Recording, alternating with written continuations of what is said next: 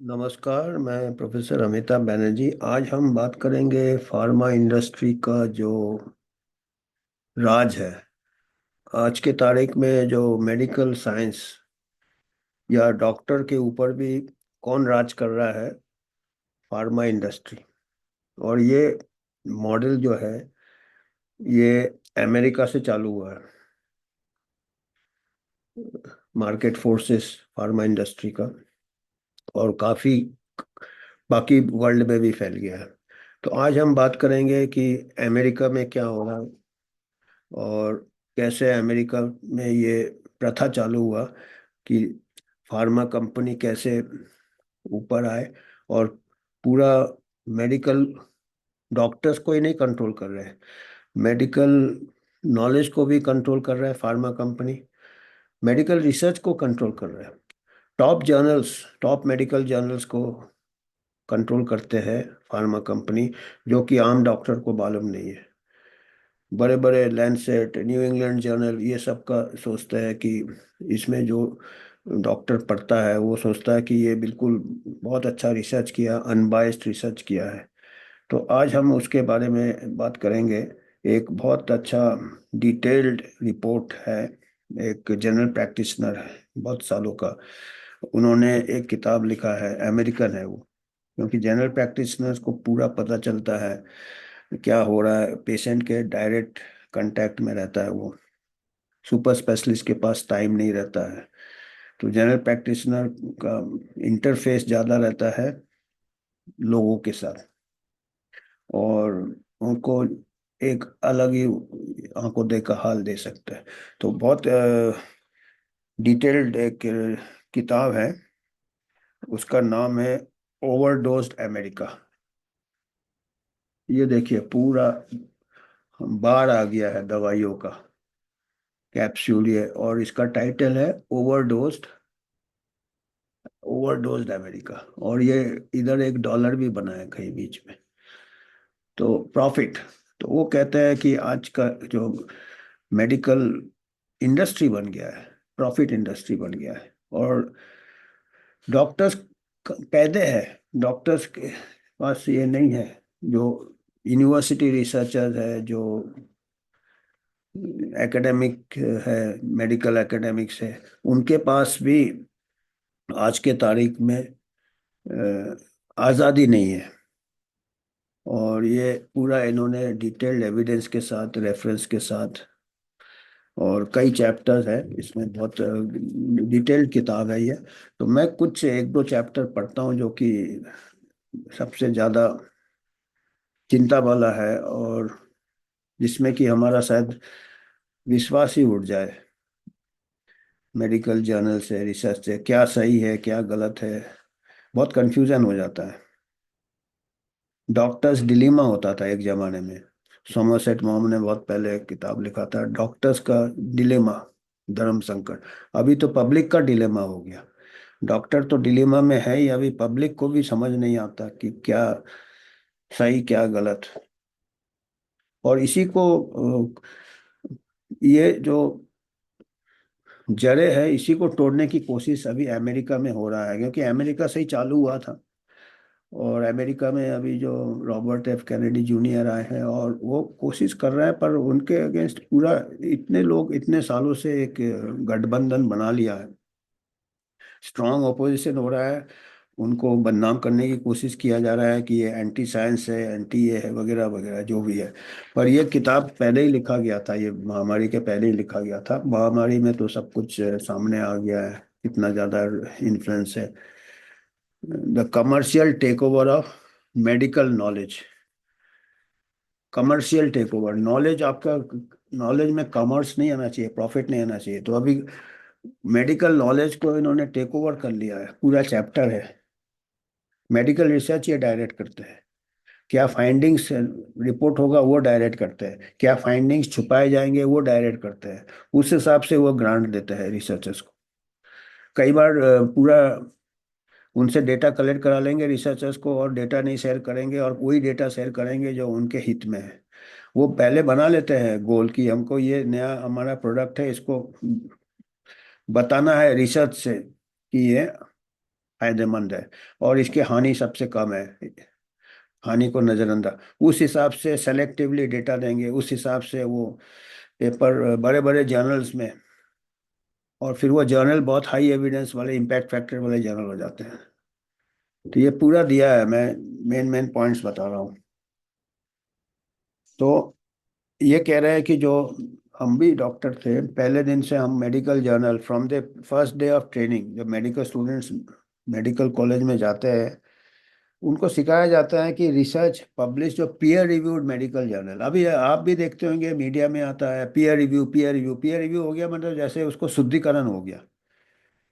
मैंने आपका पेपर आपने कुछ लिख दिया, वो दूसरे कुछ रिसर्चर्स के पास जाते हैं, वो उसको देखते हैं, कुछ कमेंट करते हैं वही ठीक ठाक है कि नहीं, और तो वो उसमें भी अभी अगर आपको डेटा ही थोड़ा दाएं बाएं करके दे दिया है, सेलेक्टिव दिया, आपका पेपर ठीक लगेगा, पर उसके पीछे क्या है वो तो रिव्यूअर को भी नहीं समझ में आएगा ना। पीयर रिव्यू कोई ऐसा शुद्धिकरण नहीं है, वो खाली रिसर्चर अगर वही कर सकता है, रिसर्च उसी के हाथ में है। पीयर रिव्यू खाली देखता है मोटे तौर पे कि भाई हाँ, तो ये वो बता नहीं सकता कि पीछे क्या है डेटा के। They have to take for granted, तो हम क्या है जो जर्नल में छपा है हम बोले हाँ यार ये नॉलेज है, इसी के हिसाब से हम अपने मरीज को ट्रीट करते हैं। आप देखें ना, अगर गलत रिसर्च हो रहा हो या फार्मा इंटरेस्ट से हो रहा है या प्रॉफिट मोटिव से हो रहा है तो दवाइयाँ को ज़्यादा बिकेंगे ना। ओवरडोज ओवरडोज हो जाएगा ना, ड्रग ओवरडोज। क्योंकि फार्मा तो चाहेगा कि छोटे से छोटा बीमारी हो जो कि नॉर्मल कोर्स में ठीक हो जाए या लाइफस्टाइल से ठीक हो जाए या एक्सरसाइज से ठीक हो जाए, वो चाहेगा कि उसके लिए दवाई प्रिस्क्राइब करे डॉक्टर, क्योंकि उनको प्रॉफिट चाहिए ना, बहुत इन्वेस्ट करते हैं वो अपने पॉइंट ठीक है, वो बहुत इन्वेस्ट करते हैं, उनको शेयर होल्डर्स को प्रॉफिट दिखाना है, प्रॉफिट करना है, इतने एम्प्लॉय किए हैं, इतने प्लांट किए हैं, तो उनका भी वो सब फंसे हुए इसमें। तो वो वो तो फिर ये साइंटिफिक आर्टिकल्स का किसी के पास, डॉक्टर्स के पास टाइम नहीं रहता है कि, पर ये मान लेते हैं कि ये हम ये है।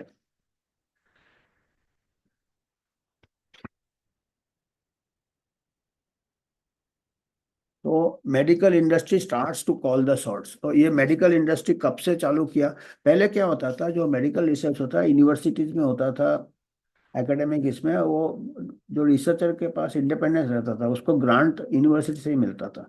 धीरे धीरे वर्ल्ड में क्या हो गया कि ग्रांट कम हो गए, करीब आज से 30 साल पहले, 20-30 साल पहले, तो उस टाइम की फार्मा इंडस्ट्री स्पॉन्सर करने लगा।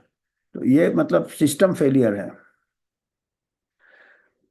Government funding continue to decline by 1990, 90 देखा, 30 से 1990, 35 35 साल पहले 1990 में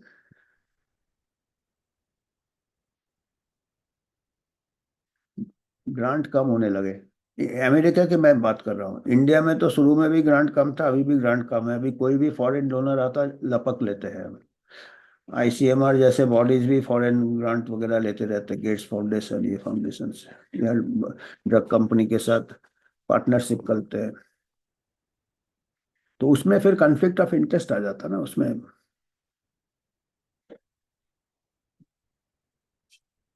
तो ये जैसे ही सोर्स ऑफ फंडिंग चेंज हो गया ना, वही पूरा बीमारी का जड़ वही है। इन 1991, 1991 की बात कर रहा है अमेरिका का, 4 out of 5 commercially sponsored clinical drug studies were still being conducted by universities and academic medical centers। 1991 में अधिकतर फंडिंग यूनिवर्सिटी कर रहा था, एकेडमिक, इन 1991 में एकेडमिक रिसर्च स्टिल प्लेड की रोल, उनके पास आज़ादी था अपने तरीके से इम्पार्शियल रिसर्च करें। 1991 की बात कर रहा है, उसके बाद फंडिंग कम हो गए 1991 के बाद। ठीक है। और ये अच्छा था, जनहित के लिए अच्छा था कि भाई यूनिवर्सिटी ग्रांट दे रहा है रिसर्चर को, उससे पैसे से वो रिसर्च कर रहे हैं, फार्मा नहीं दे रहा पैसा। 4 आउट ऑफ 5, 4 आउट ऑफ 5 मतलब कितना हो गया, 80% रिसर्च ये हो रहा था, 20% फार्मा दे रहा था। तो ये मेडिकल साइंस के लिए अच्छा था, यूनिवर्सिटीज के लिए अच्छा था। और वो ड्रग इंडस्ट्री और मेडिकल डिवाइस कंपनी, आजकल मेडिकल डिवाइस भी बहुत चल रहा है, उसके लिए अच्छा नहीं था। ड्रग इंडस्ट्री को इसमें कोई फायदा नहीं था। कई ड्रग को पता ही इफेक्ट नहीं निकलता, उनको कितना नुकसान हो जाता था। Research done in university medical centres cost more and involve more administrative hoops and delays, और टाइम भी बहुत लगता था। देखिए कोई भी अच्छा से रिसर्च करे ना, ये नहीं एक साल में सेफ एंड इफेक्टिव हो गया, 5 साल 10 साल लग जाते हैं। आजकल कौन रुकता है इतना, है ना। एक साल में सेफ एंड इफेक्टिव वो की पॉसिबल नहीं है, वो साइंस का मजाक हो गया है। Checks and balances present in an academic environment. Check and balance could be sidestepped if the research dollars were taken elsewhere. ये इतना बारीकी से रिसर्च करना, सेफ्टी करना, सावधानी से करना, उससे डिले होता था, उससे उनको नुकसान हो रहा भाई, उससे उनको। और फिर इतना करने के बाद बोलेंगे कि नहीं ये ड्रग से तो कोई फायदा नहीं है, वह डूब जाएगा तो इसीलिए वो रिसर्च डॉलर को और कहीं से आने से फायदा है।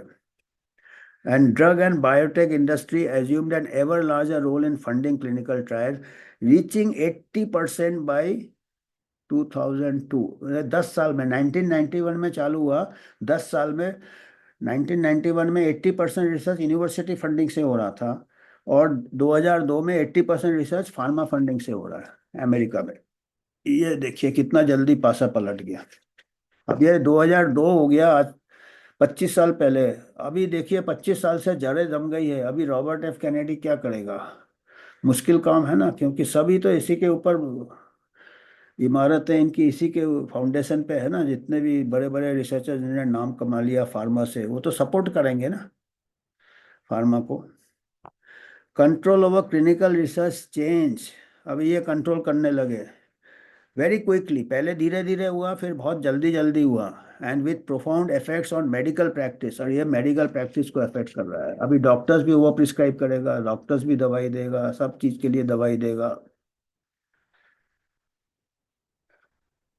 अभी drug industry turn increasingly to new for profit medical research. देखिए medical research not for profit होना चाहिए, ये खुद कह रहे हैं कि अभी जब 80% रिसर्च फार्मा इंडस्ट्री करेगा, वो तो फॉर प्रॉफिट ही करेगा ना, प्रॉफिट के लिए रिसर्च करेगा। वो क्या गधा है क्या, वो अपना पैसा देके बोलेगा कि मेरा दवाई काम नहीं कर रहा, मेरा दवाई सेफ नहीं है। ये तो कॉमन सेंस है यार, बंद कर देना चाहिए सभी रिसर्च यार फिर तो।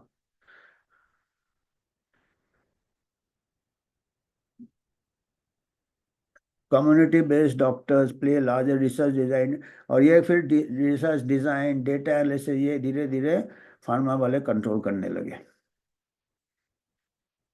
और 2000 में तक खाली 1/3 ऑफ क्लिनिकल ट्रायल यूनिवर्सिटी में हो रहा था, medical academy. Rest were being done for profit research companies that were paid directly by the drug companies. तो private research company allowed the drug industry to kill two birds with one stone. एक पत्थर से दो चिड़िया मार दी इससे। It could now call the shots on most of the studies that were, अपना ही प्रोडक्ट इवेलुएट कर रहे हैं और वो अपना इन्फ्लुएंस कर सकते थे। एंड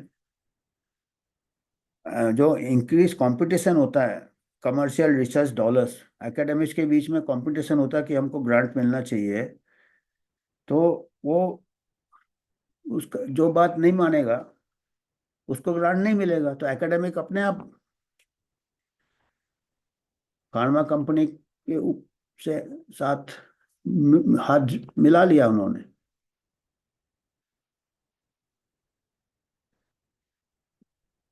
हमको फिर उनको फिर बाईपास कर गए। जो लोग पहले टाइम के रिसर्चर्स थे जो कि ऑनेस्टली रिसर्च करेंगे, ट्रेडिशनल स्टैंडर्ड से रिसर्च करेंगे, उनको फंड देना बंद कर दिया। वो ऐसे लोगों के पास चले गए जो कि कैरियर साइंटिस्ट बन गए फिर। आप देख रहे हैं पूरा ये एक से साथ एक, एक के साथ एक कनेक्टेड है। कनेक्टिंग द डॉट्स आप कनेक्ट करो तब पता चलता है कितना गहरा जड़े है ये। इंडस्ट्री फंडिंग और ये वो, देखिए ये सब काफी बड़ा चैप्टर है। मैंने आपको आइडिया बता दिया कि ये जो भी चीजें लाइफस्टाइल और डाइट से ठीक होगा सबके लिए हर चीज के लिए दवाई, हर चीज के लिए दवाई, कोलेस्ट्रॉल बढ़ गया दवाई, ये बढ़ गया दवाई, फिर मेडिकल डिवाइसेज आने लगे, और अभी तो बढ़े जा रहे हैं। डिफिब्रिलेटर मार्केट, ये मार्केट डोजेज के साथ, स्टडिंग द रॉन्ग पेशेंट्स, और रिसर्च में भी कई ऐसे ऐसे करते थे जिसके रिसर्च उनके फेवर में जाए। रॉन्ग पेशेंट को स्टडी कर दिया, जो कि ऑलरेडी सिलेक्शन बायस कर दिया, मेजरमेंट में थोड़ा हेराफेरी कर दिया, रियल डेटा हिडन रखा, डेटा को हिडन रखा, रियल डेटा जो फेवरेबल डेटा है सेलेक्टिवली उसको रिलीज किया। Ghost writer and rubber stamp experts, ghost writers को, जो और कोई पेपर लिख रहा है और जो यूनिवर्सिटी का जो प्रोफेसर है, एक्सपर्ट है, उसको अपना नाम बढ़ाने के लिए उसको रबर स्टैम्प एक्सपर्ट, उसको रबर स्टैम्प चाहिए तो उनका नाम लिख दिया, फर्स्ट ऑथर, सेकंड ऑथर, उनको पेपर हो गया, उनको कैरियर के लिए पेपर चाहिए, पूरा दिया हुआ है, पूरा रेफरेंस के साथ दिया है, रिसर्च किया है, पूरा रेफरेंस, एक एक चीज दिया है। ये काफी 2016 का किताब है, ये महामारी के पहले ही ये किताब छप गया। महामारी में तो पता चला कि हाँ ये सब इन्फ्लुएंस इतना स्ट्रांग है, पॉलिसी मेकर, ये मेकर। ये 2016 का रिप्रिंट है सर, मतलब काफी साल पहले से पतन चालू हो गया। और फिर उसके बाद दूसरा चैप्टर है स्नेक एंड द स्टाफ, जो हमारा साइन होता है ना, एक डंडा होता है फिर सांप, मेडिकल साइन। तो सांप सीढ़ी वाला भी चक्कर है, डॉक्टर्स को वो पहले से ही इन्फ्लुएंस करना चालू करते हुए ही दिया है, जो मेडिकल स्टूडेंट से चालू हो जाता है। इंडस्ट्री जनरेटेड मेडिकल रिसर्च, जो मेडिकल रिसर्च है वो इंडस्ट्री जनरेटेड है। Trusting the medical journals too much, medical student भी ट्रस्ट करने लगते हैं उनको, फिर जैसे यंग डॉक्टर होता है उनको इंसेंटिव देते हैं, गिफ्ट देते हैं, ये देते हैं, सब दिया हुआ है, फॉरेन टूर वगैरह ये वो। फिर जो trusting the medical journal too much, हम मेडिकल जर्नल को टू मच हम ट्रस्ट करते हैं, और वो उसके पीछे का कहानी सबको मालूम नहीं है कि पूरा कंट्रोल फार्मा कर रहा है, थोड़ा थोड़ा करके न्यूज़ देता है, तो डेटा देता है, थोड़ा थोड़ा सेलेक्टिव रिसर्च देता है जो कि उनके प्रोडक्ट को अच्छे से बताए। और जो according to the editor of British medical journal, Richard Smith, doctor Richard Smith, BMJ एक लीडिंग जर्नल होता था एक टाइम में, और उसके एडिटर थे रिचर्ड स्मिथ। उन्होंने क्या कहा, ये एक्स एडिटर है, अभी नहीं है। द मेजर जर्नल्स, जो बड़े जर्नल्स है, वो कहते हैं try to counter balance the might of the pharmaceutical industry. अच्छे जर्नल कोशिश करते हैं कि जो ताकत है फार्मा इंडस्ट्री का, उसके साथ उसका इन्फ्लुएंस ना होने दें अपने जर्नल में। पर अनइक्वल बैटल है, ये बैटल अनइक्वल है, हम ये लड़ाई जीत नहीं सकते। मेडिकल जर्नल अपना जो ऑनेस्टी, इंटेग्रिटी, सच्चाई का लड़ाई इनके सामने नहीं जीत सकता है, क्योंकि जर्नल को खुद प्रॉफिट मिलता है from publishing studies funded by the industry. अगर journal industry funded study publish करेगा है तो उनको बहुत प्रॉफिट मिलता है, जर्नल, जर्नल भी प्रॉफिट इसमें आ गया ना। तो journal benefit from the publicity gain from publishing large drug company sponsored studies, journal का नाम बढ़ जाता है, वैल्यू बढ़ जाता है, advertising enable them to sell back to the drug companies reprints of articles. Article जैसे बीएमजे में छप गया, बड़े जर्नल में छप गया, उसका रीप्रिंट वो कंपनी को खरीद लेता है उनसे, रीप्रिंट माने उसका पूरा आर्टिकल, छपा हुआ आर्टिकल रीप्रिंट खरीद लेता है, और काफ़ी $1 मिलियन में बिकते हैं ये रिप्रिंट्स, बहुत सारे रिप्रिंट्स बिकते हैं। उसको प्रोमोशनल मटेरियल यूज करता है फार्मा, दूसरे डॉक्टर को देख, देखो भैया बीएमजे में छपा है, न्यू इंग्लैंड जर्नल में छपा है, तो उससे जर्नल को प्रॉफिट होता है। वो खरीदता है फार्मा कंपनी कि आप आपका हमारा दिया हुआ स्टडी छापो, और फिर हम रिप्रिंट खरीदेंगे आपसे।